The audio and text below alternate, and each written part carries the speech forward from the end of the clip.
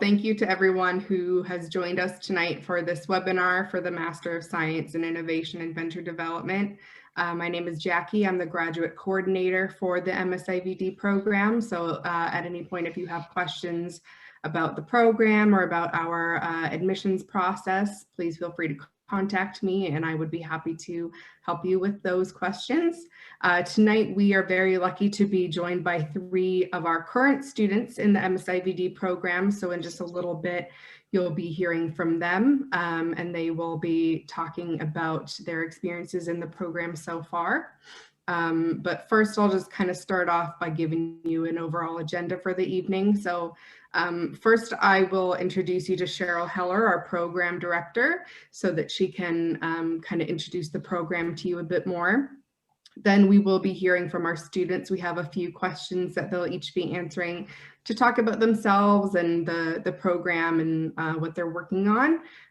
Towards the end, then I will have some info for you about what our admissions requirements look like and what you can expect from the application process. And then we do expect to have some time towards the end for a Q&A as well.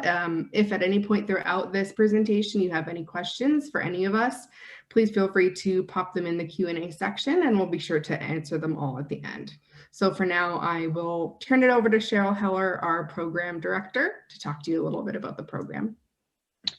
Thanks, Jackie, and welcome everybody, and welcome to our stellar students who you'll be hearing from in a moment.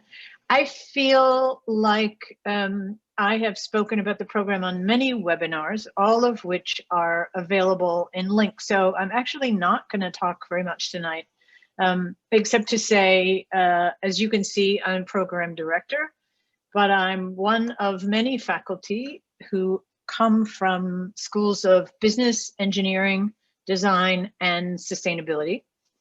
So we are definitely we're a cohort of faculty teaching our first cohort of students.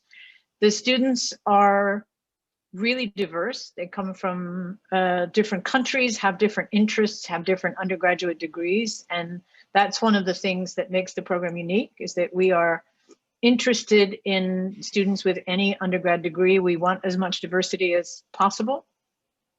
We want students to have an experience of working with people who don't think like them, because it's much more, diversity is a real strategic advantage in life, and we believe in school. So no matter what happens to me politically, I will say that these are 3 of our star students, all really extraordinary in different ways. And I could go on about them, but we're really excited to have them here. They have really different interests. They're founding very different ventures, and we will let them tell you about it.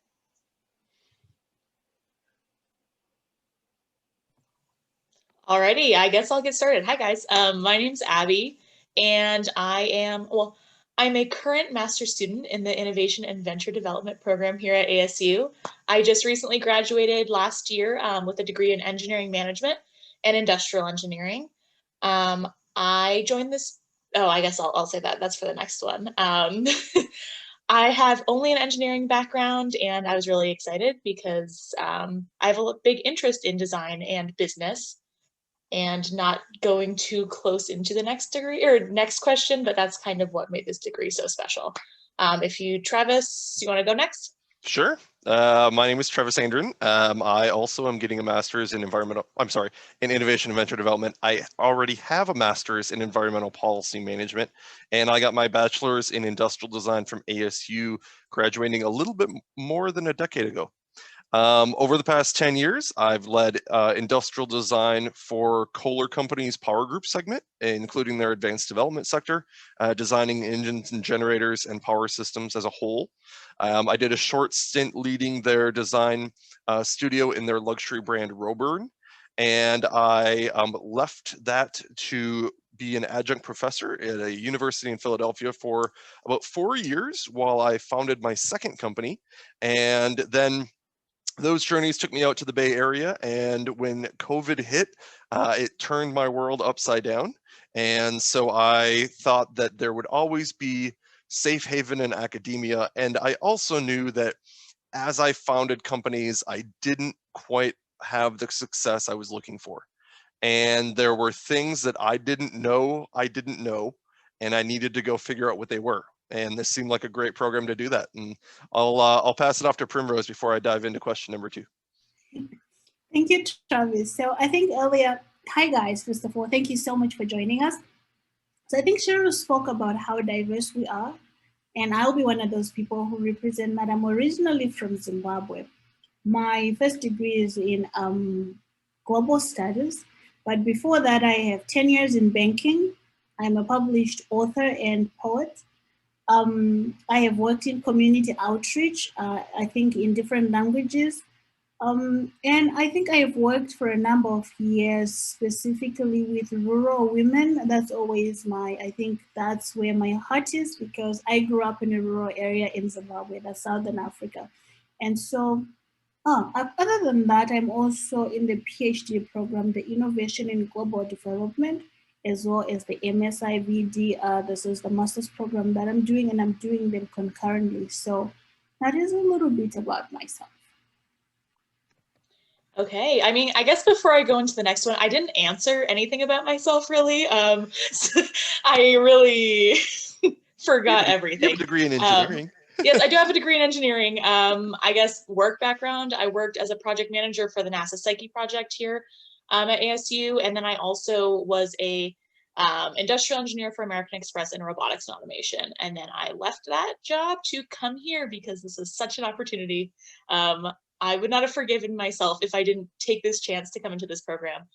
So what attracted me to MSIVD is I had all of this technical engineering experience, but I wanted more. And I think what makes this program so special is it is a degree in engineering, business, and design. And so although you don't need to have all of that coming into it, I feel like we're really able to leverage all the different experience across all of our cohort mates. You know, as you just heard, we're all 3 from very different backgrounds, and the rest of the cohort, you know, believe it or not, is from completely different backgrounds. We really all brought different skills to this and are able to learn from each other. And something that I really like as well is that we get the option to take electives that we want. And so I personally got to take electives rather than engineering electives, which I'd taken for 4 years before. I was able to venture into more creative opportunities and more leadership opportunities. And so that's I think it's the flexibility to make this experience what you want is really what attracted me to this program. Travis. Sure. So, you know, beyond the circumstances that the entire globe was put in this past year, I looked at this program, and the first thing that really caught my eye was when I was an undergrad at ASU, I was part of an innovation space program. And back then, it was a little different than it is now. It was industrial design hosted convergence of business design and engineering. And when I looked at this program and I said, wait a minute, they're making a master's that is in the spirit of the innovation space program that I was in for a year, and I really wished I could have turned that into a graduate program. Well, they did it for me, which was wonderful. And so now I came back, and I really came back. I know design. I have a pretty strong footing in engineering, but I don't have any background in finance or business. And I knew that that was really kind of one of the things holding me back.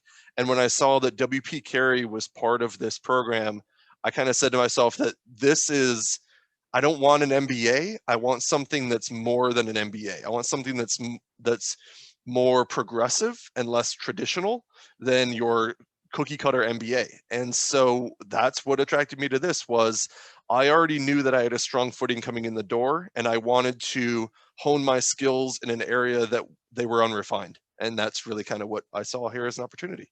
Primrose? And you're muted, Primrose. So for me, there are 3 things that really attracted me to this program. The first thing was the program itself, that it was non-traditional. I think to begin with, I'm a non-traditional student. I came back to school after, I think, 10 or so years of working, like in banking and in accounting and in community service, as well as actually being published. And I came to school specifically because I wanted to make a difference. I wanted a skill set that would make me work better, you know, with people who don't have the opportunities that I have, so that together we can create a platform for them. And when I found a program which said to me, Primrose, you can launch a venture as well as get your degree, that was amazing to me, because education, believe it or not, for most people is a privilege. And when I look at it, to me, it's an immense privilege. And to be able to do that and also at the same time, something that is meaningful, that was key. And the second thing was the faculty. I think Jackie is really amazing. She probably won't admit it, but she's really, really a rock star. So I think I wrote to her just 2 or 3 weeks before like the program started. And I say, hi, I saw this program. It really speaks to me. Do you think I could get in? And I was thinking, nobody's going to get back to me. But Jackie got back to me. She got me into contact with Cheryl. She got me like whatever I needed. And Cheryl was amazing. So I think one of those things is when you get to higher education, you want a community of care. At this point, we're no longer kids who are bouncing and we have energy to do this. We need support. And I think COVID has showed us that in this program. Just from the faculty and the staff, I realized that this was a home for me. And then I think the third thing was the subject matter. I realized that this is a non-discriminatory program. Like right now, you find most programs, everyone is excited about tech solutions to everything, right? And everybody is excited about a solution that is like a for-profit. And because I work with a non-profit, I think a formula that I could bring that and then mix with other people who were super techy and other people like Travis who know about industrial design, which I know absolutely nothing about, and be able to sit in the same room with them and learn from them, for me was amazing. And finally, I think I realized that my PhD, much as I love it in the world of development, I realized that there are too many scholars. Scholars like to find problems and say, we have found out that there's a problem here. Okay, bye. And then they go away. And I wanted to be able to merge that ability to say, there's a problem here. The data says it's here. And another way of saying, okay, this is how we solve it and we work with the people. So that is what attracted me to this program.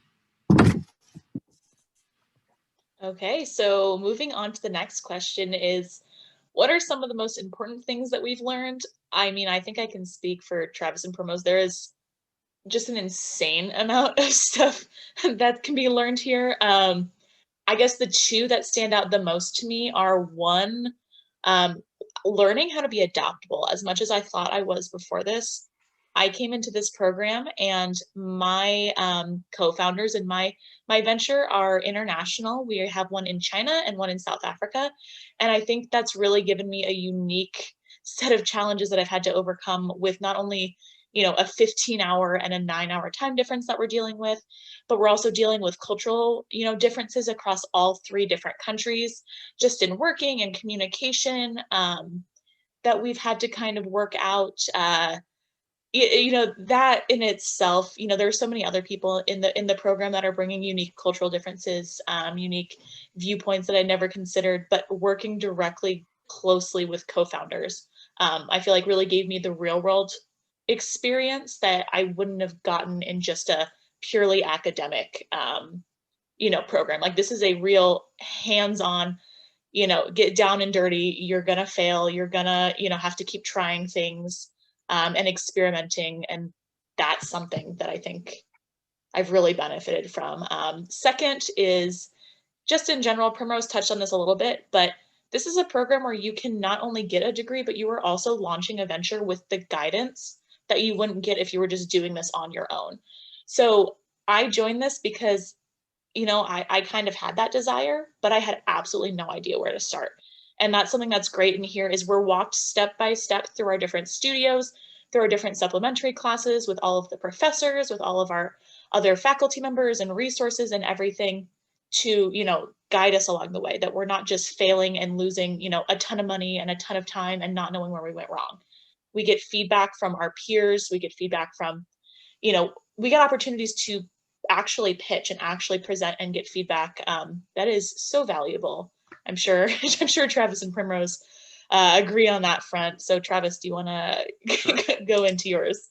Yeah, and I was speaking with someone the other day on the topic of this program, and what it really kind of stood out for me is that for anyone who hasn't tried to launch a venture in the past, it's very much you're blindly trying to put together a puzzle.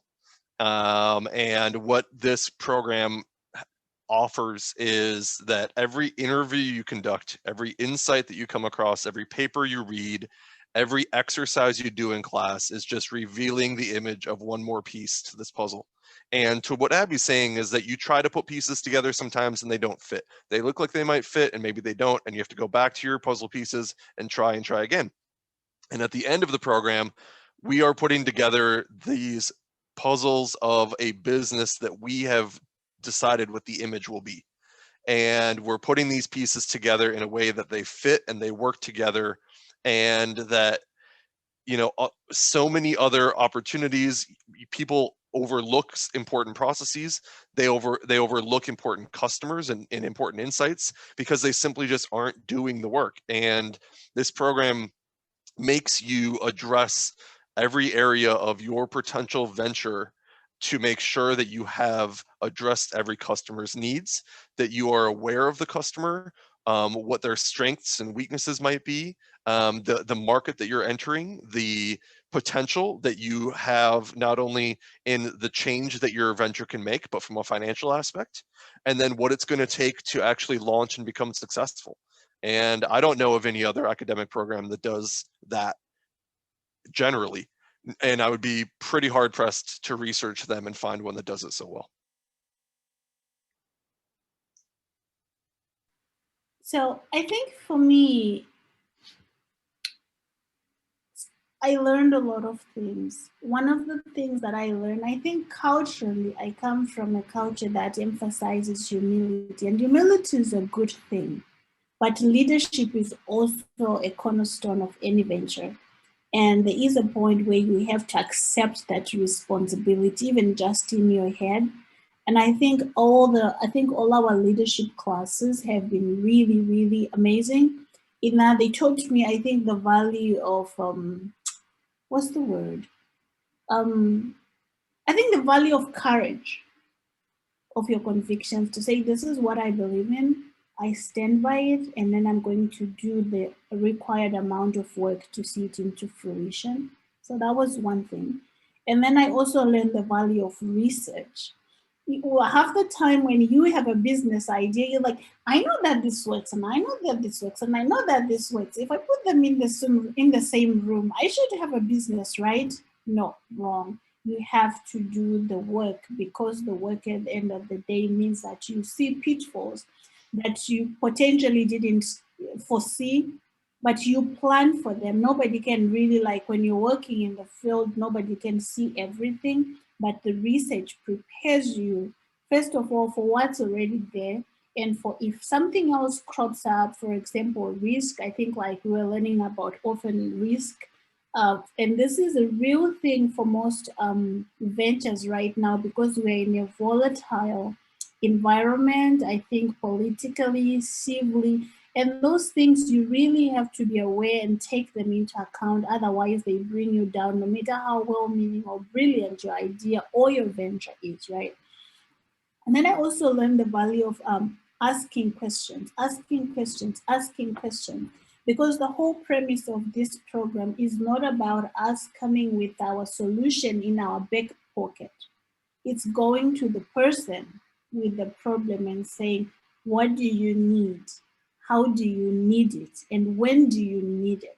The value of asking questions.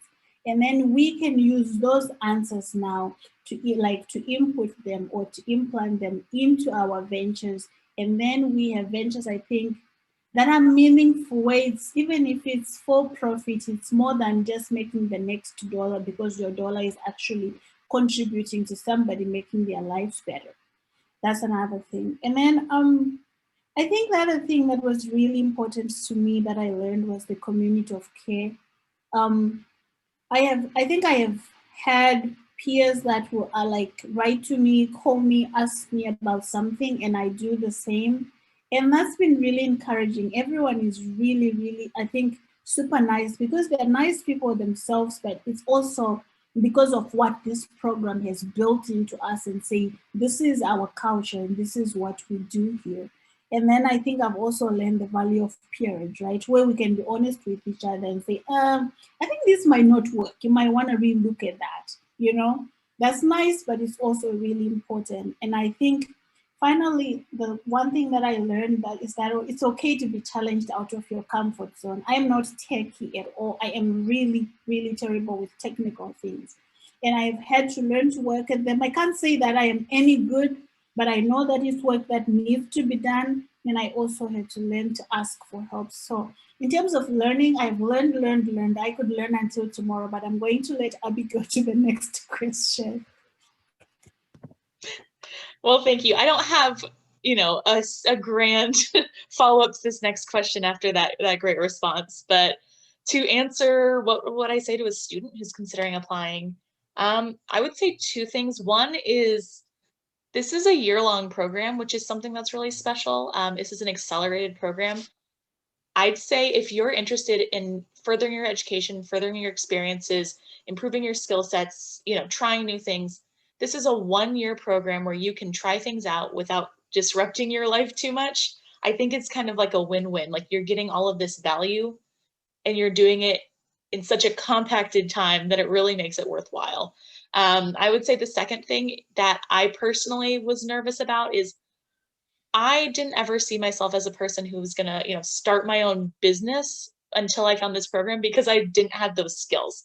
This is an opportunity for you to go in and not have to be afraid of failure and not having to put, you know, everything on the line to take those risks and kind of follow your dreams.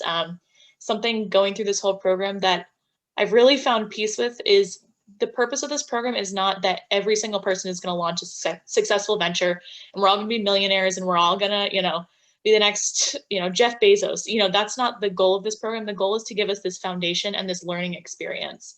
And like Promos, you know, keep saying the community of care, the networking, the, you know, the relationships that we're forming. There are so many different aspects to this program that you really just can't find anywhere else that I think just makes this so special and so worthwhile. So if you're, you know, looking into programs, you know, you can get an MBA anytime. You can get, you know, your master's and I don't know, your specialized thing anytime. But I would say give this a try. This is such a different and almost uncomfortable situation where everybody is different. Everyone's coming in at different, you know, points in their life, different points in their career, with different ideas of what they want to do. And it really is a simulation of the real world, in my opinion. That, you know, you're not coming in and just sitting at a desk and taking tests. You're coming in and really experiencing. So yeah, so Travis, if you want to talk about your stuff, yep, that's. Yeah. And on that note, the kind of getting out of your comfort zone, if you are shy or bashful, get ready to shed that old skin of yours and get out there, because when you're interviewing 50 to 100 strangers who live and breathe a specific experience every single day that your venture is aimed at improving, you're going to start to run into differing opinions and different people you've never spoken to before. And so that ability to have a little bit more of a social context to the experience that you're in is going to kind of be embedded into you. Something else is that bring your best, because whatever you walk in the door with, and everyone in our cohort is different backgrounds, different experience levels, different drive, different ambitions. As much as you can push into this program, it will amplify what you have and just make it that much bigger. So if you're coming in to do this, bring everything you've got, because the harder you push, the better it'll be and the more you'll succeed. And finally, you know, this is innovation and venture development. It would be really easy to go into an MBA program and be like, I want to open the next dry cleaner, or I want to open the next little boutique retail shop or coffee shop down the corner. And don't lose sight of the I in MSIVD. It is an innovation and venture development program, which means that you are going to be designing solutions to problems that can push the boundary. And you have one of the leading innovative universities in the country, and that's full weight behind you. 3 major schools, Herberger Institute, W.P. Carey, and Fulton Engineering, and is deep into a solution as you think you can get within a year. Get that momentum going early, and keep discovering and keep jumping those hurdles as they come along throughout the program, because you're going to find them and it's going to make you uncomfortable. But at the end of the day, the reward is so much more worth than the challenge. So I highly encourage it for anyone who's interested. I think for my part, the first thing that I'll say is that reach out. Whatever it is that you may think you're worried about, whether it's because you're worried about your resources, or you're worried about accommodation, or you're worried about whatever, I think the first thing is always having a conversation, like reach out to Jackie, and then from there on, there are always people whose doors are open that are always willing to assist you. I'll tell you, this is my, I think, 3rd and half year, if there's any, if that's a system of counting at ASU. And I think at every turn, I have always found that every program that I've been to, they don't just make their promises, they keep them, and then they exceed them. And then I'm left going like, oh my God. And trust me, I'm a very difficult person to please. And so this speaks, I think, to what you'll be coming into. That if you see where it says ASU is about inclusion, when you get into this program, yes, you're definitely included, and whatever your issues are within, like, you can always have a conversation and you can find accommodation. That's one thing. And I know that we've spoken about this, but I keep emphasizing on community of care, because we've had the toughest year, I think, known in our lifetime. And always, sometimes what we need is not so much that we need a financial assistance. Sometimes we need a conversation. Sometimes, that kind of thing. I think there's always that door is open, because when you get to this point, you are thinking, well, I have to talk to 45 people. Where am I going to get them? You may feel like I'm stressed and whatever, but there are always resources to help you. There are mentors that are specific for you. Like, how cool is that? It's not a blanket. Okay, everyone stand in line. We have one mentor for all of you. There's someone who's there specifically to answer to your needs.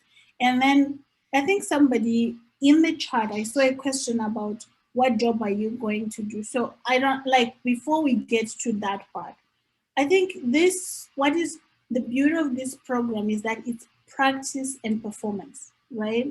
So you can practice, you're getting an education, you're launching a venture.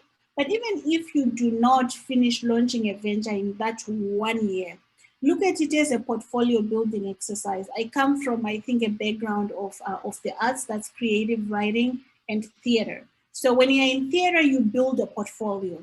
That includes what you do, like with stagecraft and all these other things. You build a portfolio, because it doesn't matter whose door you knock on.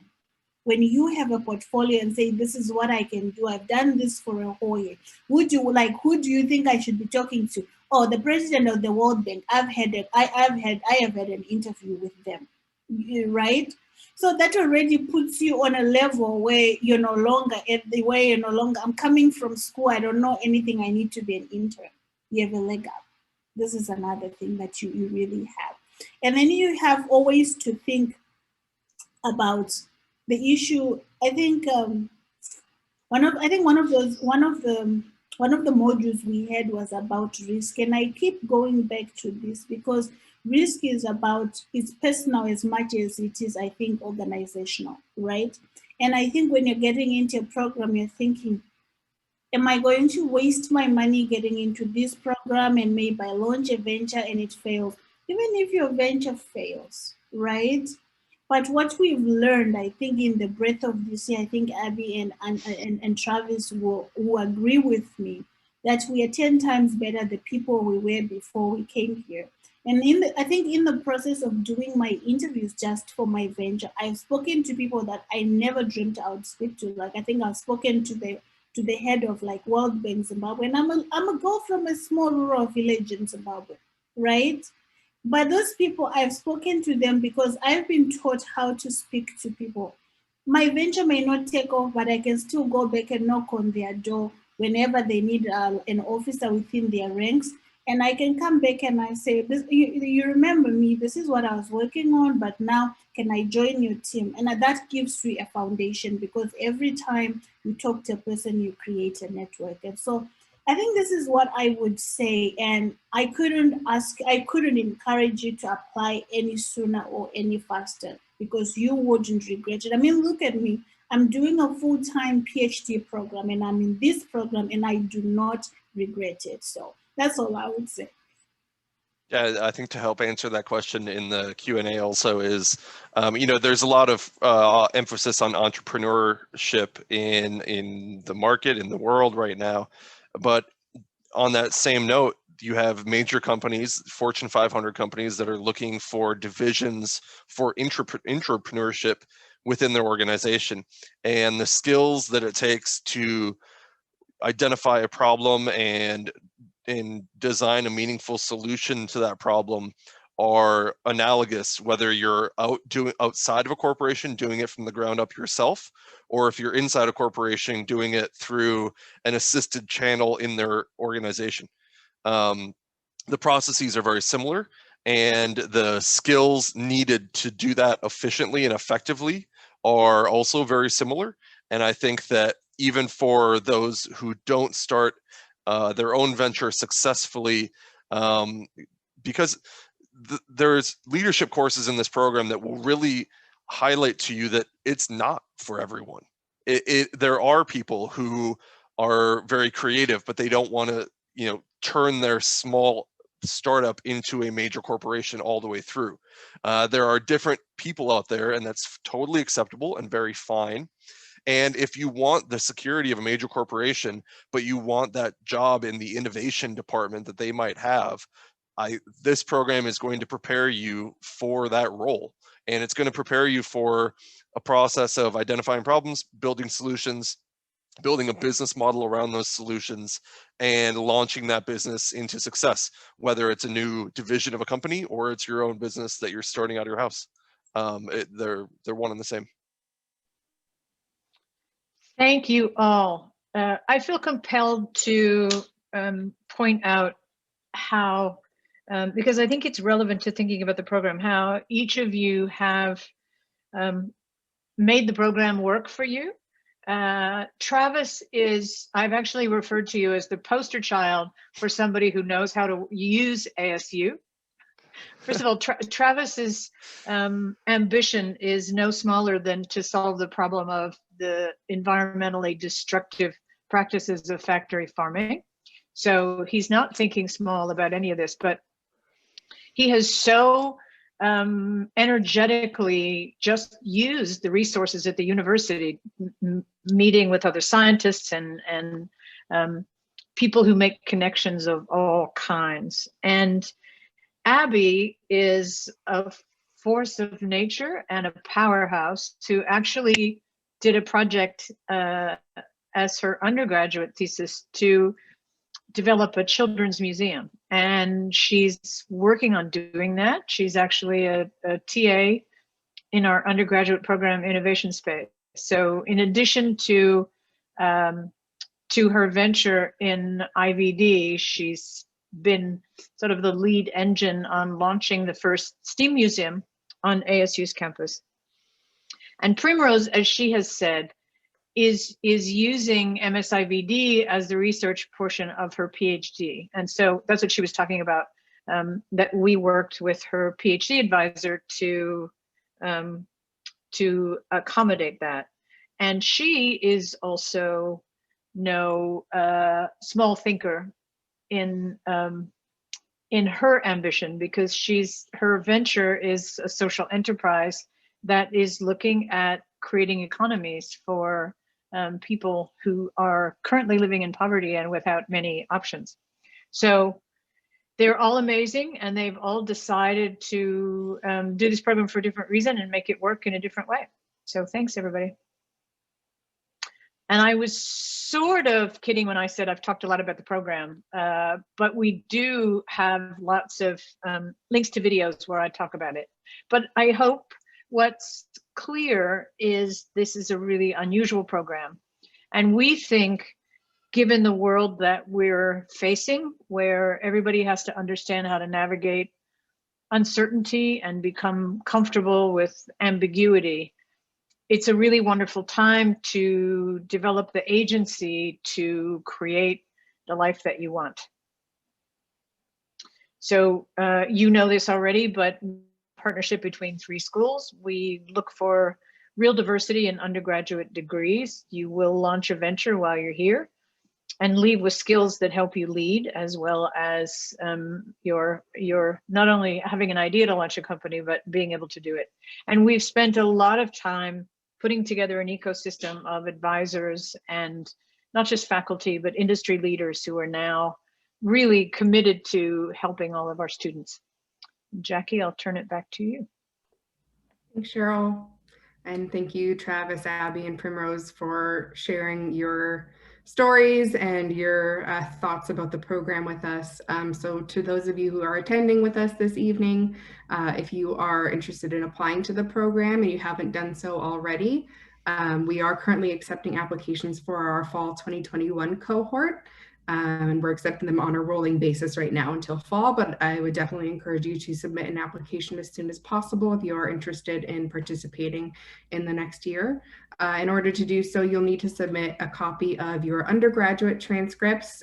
If you have your unofficial transcripts, you can upload those right to the online application, and then you won't be actually required to submit your official undergraduate transcripts until after you've been admitted to the program. So that's a really nice option for you if you don't want to go through the whole kind of process of officially requesting them from your undergrad institution and having them sent to ASU. You can just upload the unofficial transcripts right at the time that you apply.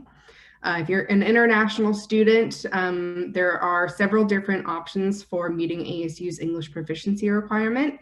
I know a lot of the common tests are currently offering remote options for taking those tests right now. If you're not able to get to a testing center, ASU has also recently started accepting the Duolingo English test, which can be taken online as another alternative. But if you go to ASU's main graduate admissions website, there are a wide number of options for meeting the English proficiency requirement if you need to do so.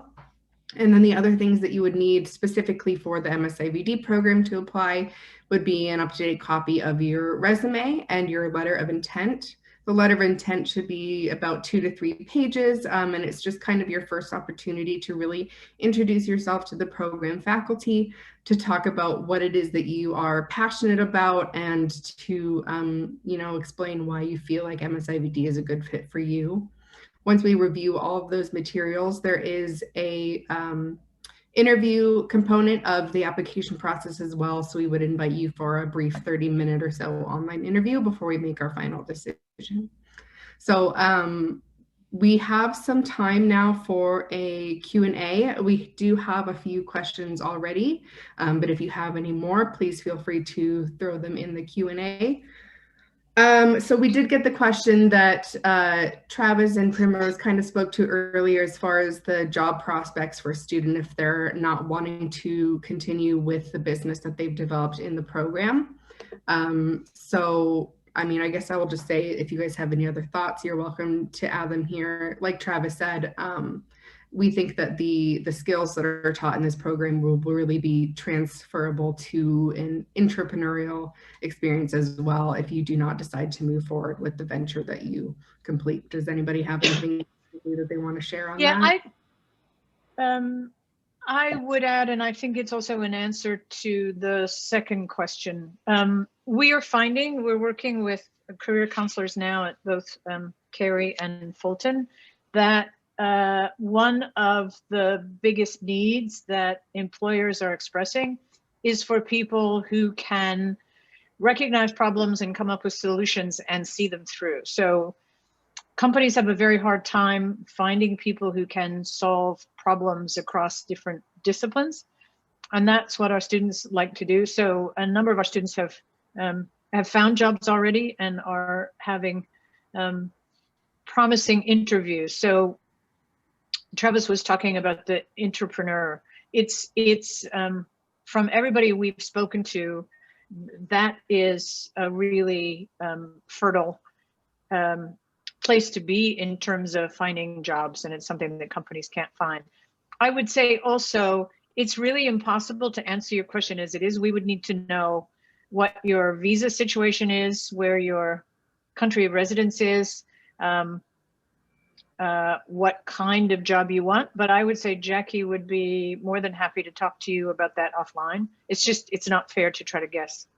I do have a comment on the loan situation. So I specifically, came straight out of undergrad and was going to accumulate a lot of debt from, coming straight into another degree without having any kind of salary built up to pay that off. And so something that I was able to do is work with Cheryl and Jackie, and I am able to work during this program.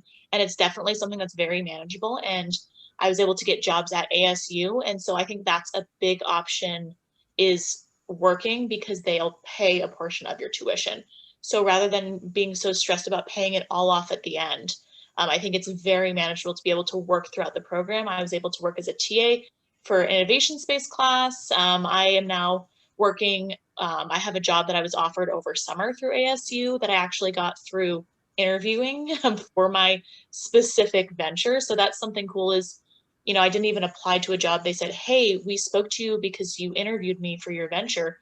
You would be the perfect person for this job that came up. So it's things like that that kind of make this a little more accessible. You're not going to have to just accumulate all this money. There are definitely options. And something too is, I applied, this is a STEM certified program. And so I was able to apply, and I got a Fulton engineering fellowship at the beginning of this. So I got a little extra assistance tuition wise, because I, filled an application out and submitted it. So definitely you're not going to just go straight into this and say, okay, I'm taking out a loan and now I just sit on it and that's it. There's definitely options. And I know we also have students in the cohort, or members of the cohort, who work at companies while they're doing this, that it wasn't feasible for them to just quit work. So they're able to work there and make this program work. Once again, this is a very adaptable program, and you get out of it what you put in. So like Travis said, if you put the effort in, you are going to get a fulfilling experience, regardless of, I guess, what you do in your free time. If I can add to that, Abby, one of the things that when I first applied to this, it was really attractive, was seeing the board of advisors and mentors. These people are very well established. You're talking Bill and Melinda Gates, major corporations and things like that. So these advisors and mentors check in on the coursework throughout the year. And it's one of those opportunities that you have a chance to build a relationship with potentially your next employer. If you build on that relationship throughout the program, they can offer you an opportunity afterwards. Not only that, but they can refer you to a multitude of opportunities, saying, we saw this person come through, they have this set of skills, they're really strong in these particular areas. We think that they would be a really great fit for your next role in X, Y, and Z. And so there's that portion of it. The other portion is, in the entrepreneurial spirit, you invest in yourself. And quite frankly, I had to make that choice too. I got 6 figures of student debt, and I'm passing some benchmarks I never thought I would pass. But I'm the type of person where I keep thinking to myself that I have the skills, I'm building more, and if I keep investing in myself, the payback will be multiples of everything I put into it. So that's all I can really say about this, is you will not regret the investment that you make in yourself.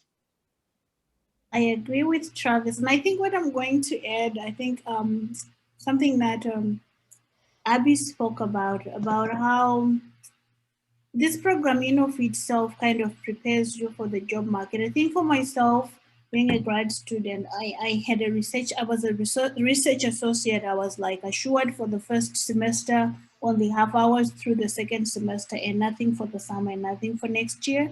But I think from the skill set that I was learning from this program, especially interviewing different people and stakeholders, I was able to bring value to a completely different project. I think from like where my supervisor was working on it, and they really liked it, and so they gave me, I think, a job not just this semester, but also through the summer to actually spearhead and lead, I think, a project. And so that pays for my healthcare, that pays for my tuition, and that significantly reduces my bills. But it also makes me realize that if my venture doesn't work, if already they're giving me this kind of responsibility while I'm still in it, if I finish and I'm in need of a job, I can still say, hey, I'm here. Can I do this full time? So I think we are so fortunate that we are talking to people, we are speaking to people in power or in the positions where otherwise you need to have written like a very, very long resume and crack your head. And we have access to them. We sit in the same room with them. So I actually, if I could say, Jackie, I don't know if you want to go in order, but I feel like this pivots into the free time question really well. That's in the chat of, you know, we all are putting this much effort in, we're working and everything, but it's not like you are a slave to this where you wake up in the morning and you do MSIVD and then you dream about MSIVD and then you start over and you have no time to live your life. You know, we I mean, at least for myself, you know, I have time to sleep, to watch movies, to hang out with friends, to, you know, do stuff with my family. Like, it's not like this is an all-encompassing takes over your life for an entire year where you never see the sun. This is definitely a program, we had mentioned before, that you choose how much time to invest in it. You have your core set of classes, and then that's it. And then if you choose to put the effort in and you choose to take initiative and expand your thinking and expand what you want to get out of it, then yes, that takes some more time, but you also gain so much more out of it. So, I mean, I think Travis had mentioned we have people in the cohort that are on very different levels of, you know, how much effort they want to put into it. Travis is on the extreme end of Travis is getting so much out of this program and he's working so hard and is so evident and so clear, you know, and then not like we have people that aren't doing anything, but we have people who, you know, maybe are not wanting to go so extreme. You know, Travis, we can see this being extremely successful out of this program. You know, there's some people that want to just learn the bones of it and get the experience out of it and then do some other things too. It's really just so flexible to what you want to gain out of it. So yeah, so if you want to have free time, I think you can have free time. It's really a personal choice. Yeah, I mean, during this entire program, I've continued an industrial design consultancy. I have a full book of clients right now. I got married. We survived a pandemic. I mean, yeah, you get free time. I also consider free time as being unpaid time. So I actually prefer not to have free time. I prefer to have paid time. That's just me, though. So I think in terms of free time, can I jump in, Travis? Yeah. Okay. So I think in terms of free time, I mean, I'm one of those people who's like crazy. I like, or maybe somehow I end up with a very, very full carousel. But I would say to you, if I can do a PhD full time and be in this program and have a research assistantship and do that too, then you definitely, if you're in this program only, you would definitely have free time, because there's a lot of other things that I think we, each of us three here, do in between. And I think about it sometimes, I'm like, Primrose, if we were not such a masochist, right, you would have like a whole bunch of more time. But I guess the point that I'm speaking to seriously is that the pacing of this program, first of all, it's studio. Studio is practical, it's like work, right? And so you work the amount of hours that you'd otherwise, I think, work normally. And then you also invest in a reasonable amount of time in theory. So at the end of the day, you have enough time, I think, to rest and to work. Depending on your level of masochism, you can add more to your carousel and still do fine. And then I'm going to just slightly jump on to the next question, because I feel like I really want to answer it about whether this program answers, I think, to our expectations. I think Travis here has been talking about, or how he uses, like how he's been able to utilize it. Always, I would go back to how from Barrett, I came from Barrett, I think the honors college before I came here. I've always found that ASU in every aspect over, I think they always, what is the word, they under promise and over deliver. So I have found resources that I didn't know I could get. So from like, if you want to do your prototype, if you want someone who knows how to do what you don't know, there's always, like, whatever you need, I think it's really always there. And in terms of, I think, when we're talking about what we need, financing is always a big deal. I don't know anybody who's got pockets and pockets of cash lying around. I think we got a minimal, we got some scholarships, we got some funding to be able to do our Google ads for the program. So all these are resources, right, that come to you. So from that perspective, I wouldn't say that they met my expectations. They actually exceeded them. And I hope that for the students who come to you have the same experience. Yeah, if I could touch on just one thing that was missing, and it's nothing at the fault of the program. It's the pandemic that we just went through, and that is the face-to-face interactions. I've been through a lot of studio courses before, and it's just such an enriching environment when you can be in a room full of lively activity with people. And not to say that our Zoom rooms aren't, and that our classrooms aren't lively, but if there was one thing that was missing this year, that's what it would be the camaraderie and the development of unexpected communication and just unexpected moments that happen when you're in person with people. And that being said, I think that all of the faculty have done an amazing job this past year at making every moment that we spend staring at these screens so valuable and worthwhile. So I do want to say this is actually something, based on what Travis is saying, where we didn't really have the opportunity to be in person. Something that I think is cool that our cohort adapted to is every single venture is something that is more like experiential or tech-based, or, you know, it solves a process, or, you know, we're not creating any products, we're not creating the next ShamWow, because we didn't really have that in-person thing. So I think it's really cool that we were able to adapt that, rather than, you know, producing, oh, I'm, you know, making the next cool auto part, or I'm creating this, you know, physical thing that I would just want to mass produce and sell. We were able to get a little more creative, and I think that's cool. But I think that's something that y'all won't have to worry about as much. I think you get kind of a broader scope. You can really do whatever you want in person, because ASU has so many opportunities for, you know, different workshops. You can go work in different tech, different, you know, laser cutters and 3D printers and, you know, tech shops and everything.